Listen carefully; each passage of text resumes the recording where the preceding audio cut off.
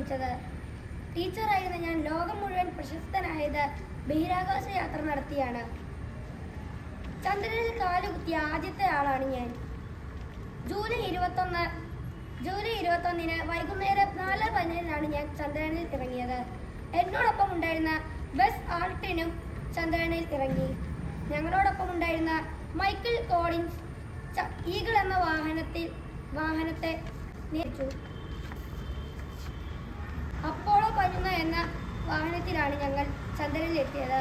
ചന്ദ്രനിൽ ഇറങ്ങിയ ശേഷം ഞാൻ ഭൂമിയിലേക്ക് അയച്ച സന്ദേശം ഇതായിരുന്നു: മനുഷ്യനെ സംബന്ധിച്ചിടത്തോളം ഒരു ചെറിയ ചുവടുവെപ്പ്, മനുഷ്യരാശിക്ക് മീമാകരമായ കുതിപ്പ്. അതെ, ഈ നേട്ടം മാനവ ചരിത്രത്തിലെ നാഴികക്കല്ലായി മാറി.